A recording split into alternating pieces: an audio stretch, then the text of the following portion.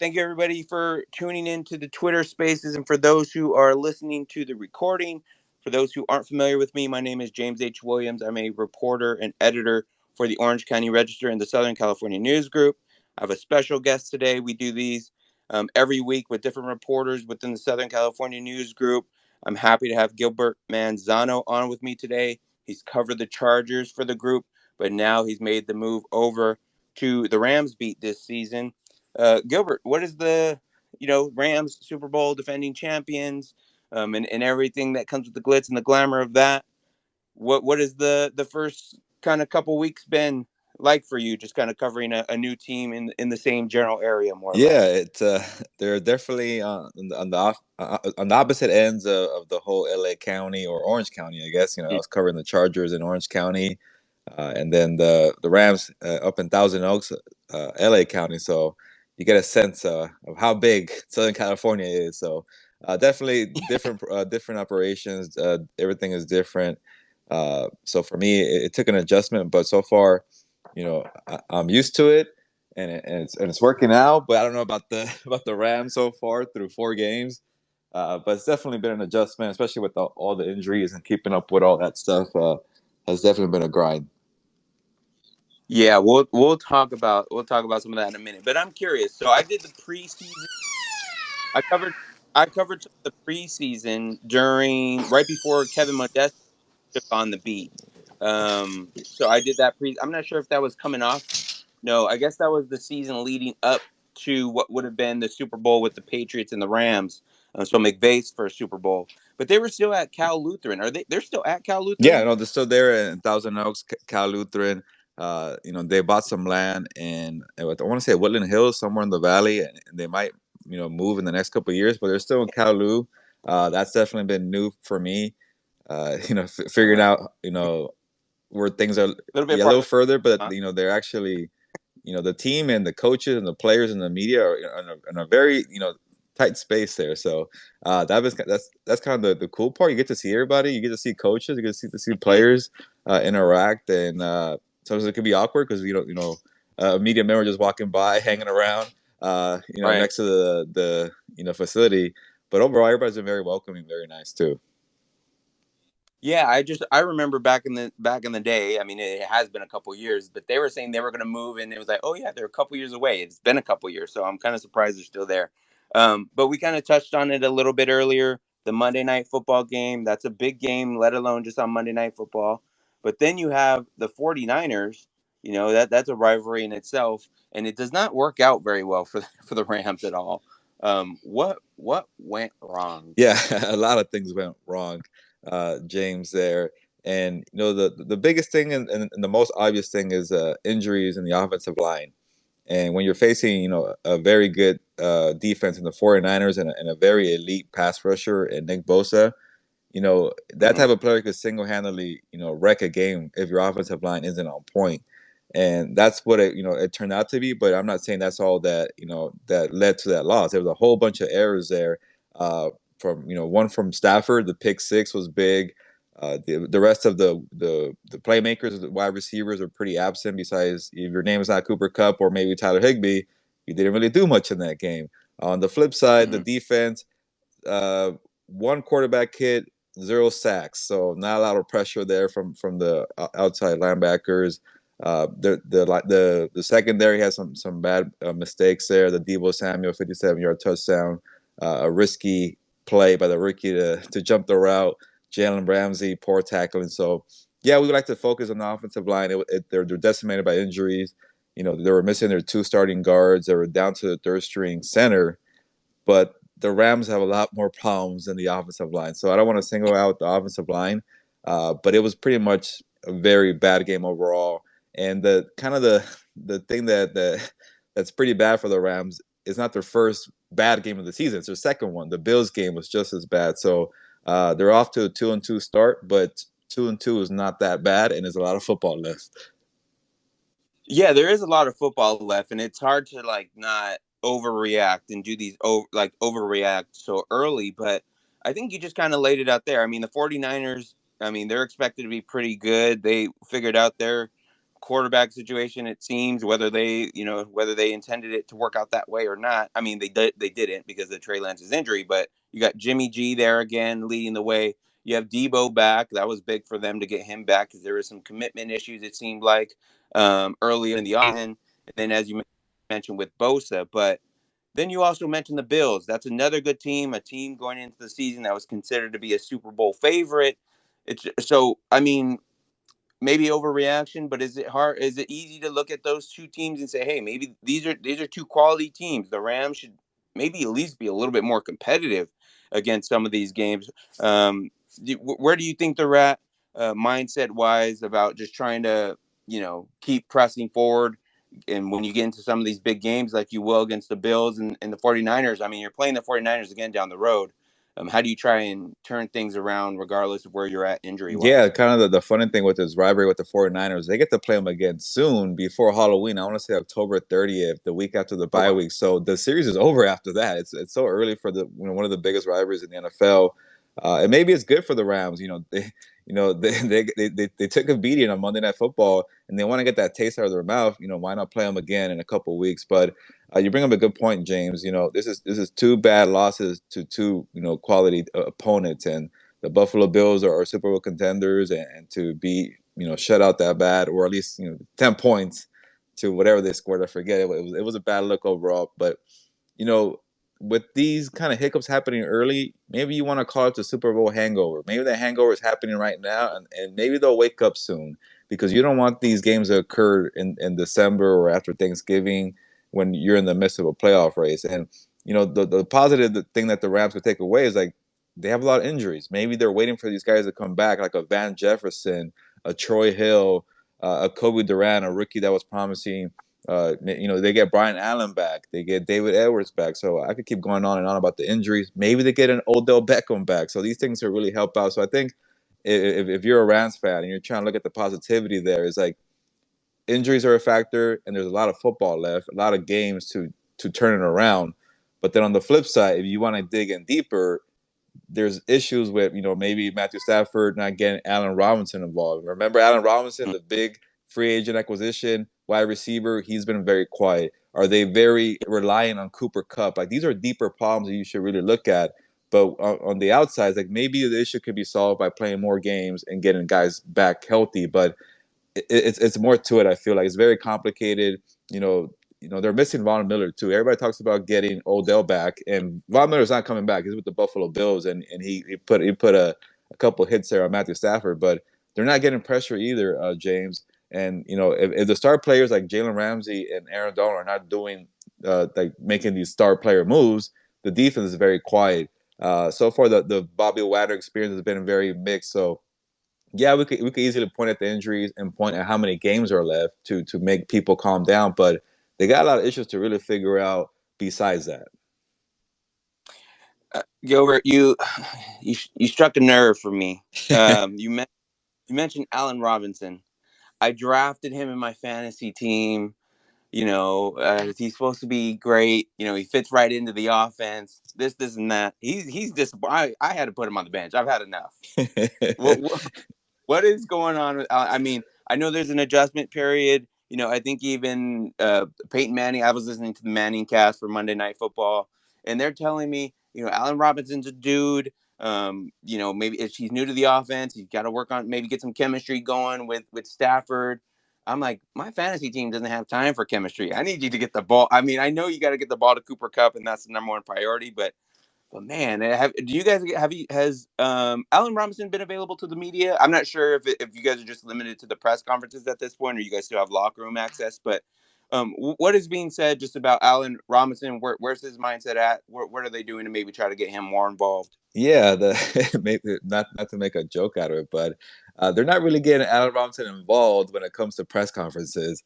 He's not Okay. part of the weekly rotation, but he's available in the locker room. No. And and credit to him, when I approach him one on one, he talks to Mhm. me. He tells me what's going on. So that's all you can ask for these players to at least when somebody approaches you in the locker room, you're available, you're hanging around, you're not just running away. So it'd be nice to get him more on the weekly press conferences, but when you have Cooper Kupp, Jalen Ramsey, Bobby Wagner, Right. the list goes on. So you can't really get everybody in there. So I guess I'll go before the Monday night game. I spoke to Allen Robinson, and I was like, what's going on here, man? Are you frustrated? How do you make this better? And he tries to keep a positive outlook, like saying, like, yeah, when I watch the film, I see a play there or a play here that, if we kind of just maybe start throwing the ball a little more here, or if we get time in that with Matthew Stafford, that gives them reason for hope that this thing could be turned around. And Allen Robinson, I think because he was in Chicago for so many years, sometimes gives you kind of the cliche speak. But when you kind of Yeah. get him in a smaller setting, he starts opening up. He's like, "Yeah, man, like I dropped that touchdown the other day, and I'm still mad about it, Mm, but the play was there." So he's not trying to right. say, "Hey, just give me the ball more." He's not that type of player. He's just saying, "Hey, it's a whole collective unit, and we're trying to figure it out here." And and the questions, I'll say this, James. I'm new to the beat, but I finally I got under the skin of Sean McVay for one of my questions after Uh, Monday night, and I just pretty much I said it simply. I was like, why is Adam Robinson not getting involved? Why aren't you spreading the football? Why has that been a struggle? And Sean McVay just pretty much kept it simple. It's been a struggle overall. So us, the reporters, have been pushing. Why are they not spreading the ball around? Why is it just Cooper Kupp and Tyler Higbee? Why isn't Adam Robinson getting involved? And now you start seeing some of the so-called experts on social media or the analysts saying, well, maybe Allen oh, Robinson's a problem. Maybe he's not the guy getting separation. Maybe he's not the guy doing his part. So, the questions start flipping, and it's starting to be, now that more games are going by and people like yourself, James, are mad about the fantasy football thing. People yeah. are trying to figure it out. So uh, I don't think the team is worried about Allen Robinson at all. They just want him to be patient, and he has been patient. I think the more the problem is the offensive line is not creating enough time for them to beat these kind of zone heavy defense, too high scheme, and that takes time to kind of decipher. And the problem also too is Matthew Stafford. When you have a lot of pressure, you go to what makes you comfortable. What are you relying on? And that's Cooper Kupp. And I think he keeps doing that too much. And the other problem is they don't get Allen Robinson involved until they feel desperate. They start throwing these fade passes, these jump balls, and that's it. Why don't you give him a couple slants in the first quarter and get him involved? So I think it's still early to start maybe shifting the blame on Allen Robinson and people turning on him. I think it's more like, how can, as a team, these guys get together? So I could spend 5 more minutes on Allen Robinson, the experience here, but it's very fascinating and what people are trying to figure out with Robinson there. So I think the issue is, you know, try to feed him a little more. This guy's a big playmaker. Sometimes get a little risky, but don't just do it on a fade pass or a jump ball where Right. the odds are very low. Try to give him the ball in space and let him do his thing. So we'll see what they do with the Cowboys because time will not be on their side with Michael Parsons and DeMarcus Lawrence. Yeah, you're right about that, and thank you for that. I'm glad to hear Allen Robinson's taking a positive approach to it. Maybe I should too. I think he's still going to be on the bench this week for me. But I just need to see something. That's all. I just need to see something. But no. So you mentioned was it Van Jefferson there? Yeah. Him back at some point. I know he's kind of going through his injury. The OBJ talk continues to linger around. Now there's some different betting odds on him. Maybe even going to the Chargers, for example. If they do bring these guys in, what does that mean for the receiving depth? I mean, is there more? Probably not at this point, but like, how are they going to work guys like that in? I don't want to say like character guy. I mean, but we know OBJ is a guy and all that, but you know, what are they going to do? Are they really going to be able to have enough room for an OBJ with having brought in Allen Robinson? You have Cup, you have a bunch of guys there. So Yeah. how do they sort through that? I think at this point, James, they're just finding somebody not named. They're hoping for somebody not named Cooper Cup to help out and Right. contribute. They don't care who it is. If it's OBJ and he's helping out, then that's fine because they need a lot of help on the offense. Like they're very predictable. I think Ufanga was saying that they were throwing so many screenplays that at some point you're just gonna go and jump the route because you know what's Right. coming, and that's what happened on the pick six. So I know Sean McVay said that was the wrong play call. They were on the wrong set there, and he didn't want to say they were predictable. It was more like they just messed up on that one play, but it was a costly play. But they need playmakers, and Hmm. if Odell's doing it, then you got to go get them. But this is my issue here, and I'll plug a future story, James, here at the Orange County Register, LA Daily News. I think I'm gonna do a story because it's a quarter mark of the season. It's 4 games that have gone by. I want to assess what's going on with the team here because everybody keeps saying get Odell Beckham and your problems will be solved. Well, it's not that simple. There's a lot of issues there. but he will solve a major problem. Is you need to be explosive. They're not explosive. They're not moving the ball down the field. They're not stretching it vertically. They're very slow. They're clunky. They have these long drives, and then when they are productive in the long drives, they don't score in the red zone. That's a big problem. You're wasting a bunch of time to get down there, which Mm-hmm. increases the probability of getting turnovers, and that's what's happened. And then you don't cash in on the red zone to score 9 points against the 49ers. Matthew Stafford back-to-back games without a passing touchdown. It sounds like it's the end of the world, James, with the offense, but they got to get faster moving up the field. They got to get explosive because say you fall behind to the Cowboys, who have a very good defense, and you're down 10 points and it's a third quarter, it might feel like a 21-point deficit because you can't score quickly. So they need playmakers right now. Odell will do that, but here's the flip side. Odell Mm-hmm. Beckham tore his ACL in the Super Bowl in February. What is that? 9 months ago, maybe 10 months ago, if my math is correctly. I think it's 9. Uh, Like 9, yeah, or 8 actually, because if yes. it was in mid-February, So so. say he comes back in November or whatever, give him a little more time. Mm-hmm. And then are you gonna put all your eggs in one basket and say Odell be Odell again after a recovery that takes a long time for some players? Sometimes it takes players a full year to be who they were before that. So that's asking a lot for Odell. And then the thing too is like in training camp we kept talking about, oh, they're gonna keep 7 receivers, 8 receivers. They're doing so well receiver, and then guys are not stepping up. Obviously, the Allen Robinson experience has not worked out. Tutu Atwell was inactive for this game against the Mm-hmm. 49ers. He was a second-round pick last year, and he couldn't get on the field. Maybe it's not his fault because they need more blockers. They need guys who actually contribute. But that's the downside of Tutu Atwell. He's not a versatile, polished receiver. He's not a blocker. He's more of a stretch down the field guy. But when he's been out there, that hasn't worked out. Uh, you know, you're waiting on Van Jefferson. There was some hope about him coming back from the knee surgery, which he had in training camp, in the first month of the season. And then, he's now on IR, missing 4 more games. So that didn't help out. The Ben Skoranek experience has been helpful because he's been a fullback helping out as a blocker. But he's not that threat as a receiver that you really want to put fear into teams. He's been helpful though. But other than that, I could keep going on with the wide receivers, but I think Odell will help, but it won't solve a lot of problems, James. And just jumping over to the defense a little bit, there's 2 guys I want to talk about, and I mean, it should be no surprise. One being Jalen Ramsey, the other one being Aaron Donald. We'll get to Ramsey in a second because he said some interesting things, and I know you've written about that. But just about Aaron Donald, where is he at with his mindset? Considered maybe retiring or something along those lines after winning the Super Bowl, putting a ring on the finger. But where is he at? How is he? How is he doing?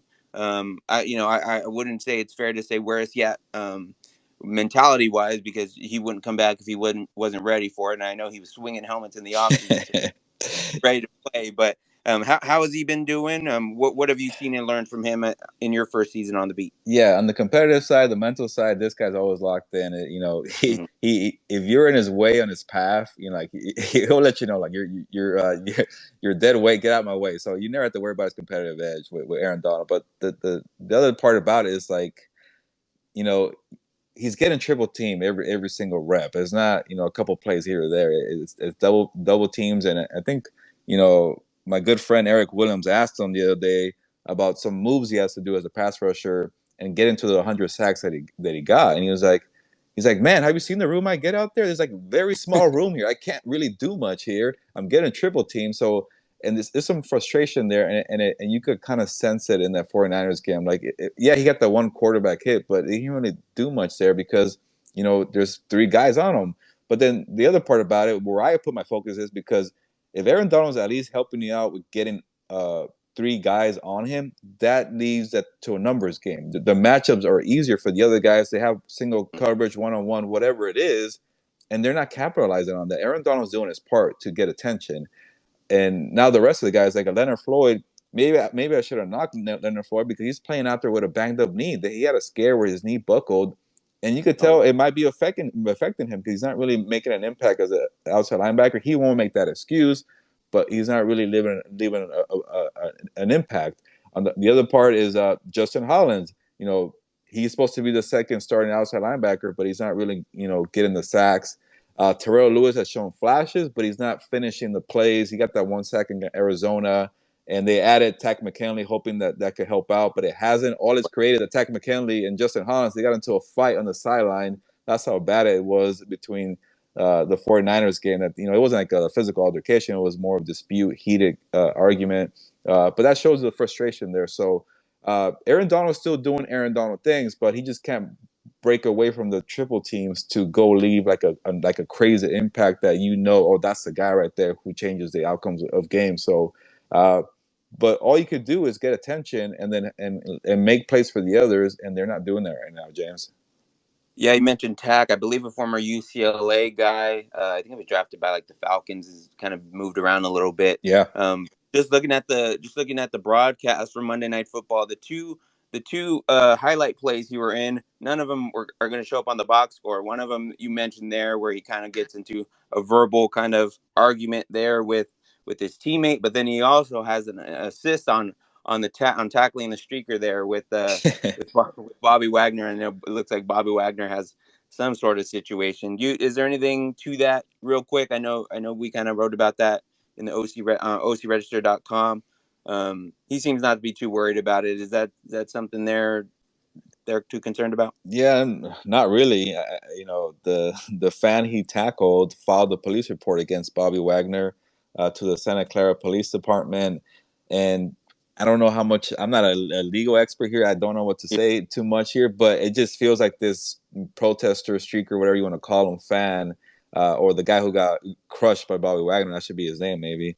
I Mm-hmm. think he's looking for more attention here. Like, oh, put the police report out there. It'll be a public record. The media will report Right. it. I was the one that asked Bobby Wagner. People like myself will ask him about it, about the police report, and it gets more attention. I think that's pretty much what all it is. I don't know how it's going to play out, but they are investigating this in Santa Clara. But it's just a little funny to me. And this guy, you know, pretty much went on the field, broke the rules. And Bobby Wagner, to his credit, said like, you like, the reason I leveled this guy is like, you don't know what he could have in his pocket. He's coming around with a smoke screen, a pink one, I guess, but just to be safe, you know, to protect the people on the sideline, you know, he tackled the guy. But also, I'm sure he was frustrated about the game, and that was his that was his way out there to get some frustration out. But overall, it might be a non-story, more of the protester trying to get attention. But we'll see how it plays out. Hey, I think that one of the main rules in football is just hit the guy in front of you, right? So, hey, don't get in their way now. Um, so on the topic of of player safety and things along those lines, obviously, the situation with Tua and the Dolphins have been a big thing, not only just for the Dolphins but just NFL wide. Um, I know Jalen Ramsey kind of had some comments on it. He was asked about that, and they said I think it was like a 15-minute rant. Obviously they shortened some of that stuff down and just kind of hit the highlights for TV. But what what did you make? What were your takeaways from some of what Jalen Ramsey had to said and had to say in terms of just player safety, and then also him being fined for his socks and everything? Yeah, we'll speak to Jalen Ramsey on tomorrow, Friday, and see if the streak continues about being fined. He said he's been fined every week this season, so we'll see that continues there for Jalen. But maybe he might not be in the mood after that game on Monday night. But yeah, you know, we asked Jalen Ramsey about you know that relationship between a coach and a player. When the player is very competitive, they want to go on the field, they want to rush back on the field and say, "Hey, I'm ready to play." I don't want to let down my teammates. I don't want to let down my family. I have high expectations for myself. When does a coach step in and say, "Hey, I'm gonna protect you. You're not gonna play today," and how critical that was? And Ramsey said, "Yeah, that's important. You got to have coaches you trust, coaches whose opinion you value, to help you out." But then he was like, you, it's I think maybe he was like wanted to vent about, hey, I'm being fined every single week here, but he also wanted to say, hey, why are we focusing on socks here?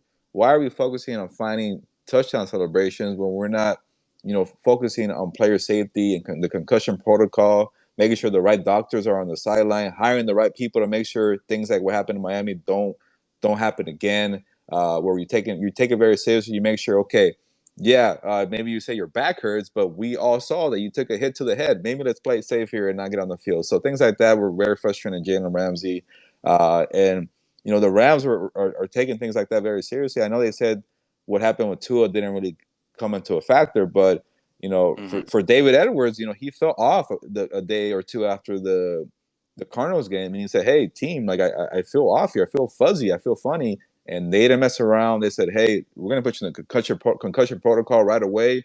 It's already Thursday, Friday of the week. We're not gonna mess around. You're not playing this week." And it hurt them. They need David Edwards against Nick Bosa and the 49ers. But when it comes to head injuries, you gotta be cautious there. So yeah, I think what happened with Tua definitely put everybody on alert, and it's kind of sad they had to get to that point. But the NFL tries, but they gotta do better, and that's pretty much a summary of Jalen Ramsey's 15-minute rant on last Friday. No doubt about it. And there's several other topics we can dive into. We'll definitely have you back on, Gilbert. I know you got to head out to practice here in a little bit. So, with that being said, make sure you guys are going over to ocregister.com to get the latest on the Rams. Gilbert has everything you need to know on the Rams, but we also have everything else you need in terms of sports in Southern California. So, make sure you guys are going over to ocregister.com for everything you need, including USC, the Chargers, UCLA, the Lakers, the Clippers, and everything else in between. Gilbert, where else can they find some of the great work that you're doing, and what else you have going on? Yeah, definitely, James. Check out the OC Register LA Daily News. Follow me on Twitter. I always tweet out my stories, tweet out information at gmanzano24, or you can send me an email, gmanzano@scng.com, or listen to the new podcast that I started with my good friend Victor Corona, House of Horns. Subscribe on YouTube. House of Horns also on Apple and Spotify. We just talk about the Rams there, like we did right here, James, and really break it down for the team. And also, I have a bunch of podcasts. Compas on the Beat, the House of Horns is part of the Compas on the Beat network. That's where we talk more about the NFL as a whole. So definitely check out my Twitter, and that's where I kind of promote a bunch of my podcasts, my stories. So it's a grind during the football season, but I enjoy talking to you, like on Twitter Spaces, James, and doing podcasts and writing stories. It's a good time of year for me. No doubt about it. If all we're doing is going out to sporting events for a living and watching some of the biggest games and the best athletes compete, it's not a bad gig. Just real quick for the Ram show or the pod, yeah, the show that you're doing podcast, and it's also on video form. I believe you guys live stream it. You're writing your story after the game, and Yeah. if you have the opportunity, you're hopping on, and they can find that live stream. At least I've seen it on Twitter right after the games, more or less. And then you said on YouTube and Apple and Spotify. So I think that's great stuff. Make sure you guys are reaching out to Gilbert if you guys have any questions or have any suggestions on things that you would like to see him write about, and maybe he'll have an opportunity to do that in the future. Again, Gilbert, thank you so much. I appreciate it. Keep up the good work, and we'll catch you down the road. Sounds good, James. Thank you for the time. Appreciate you, man. And thank you guys for listening and tuning in. I appreciate it. All feedback is appreciated. Again, if you enjoy the work that we're doing, make sure you go over and subscribe to the ocregister.com and the Southern California News Group's family of papers. Thank you guys so much. You guys have a great one.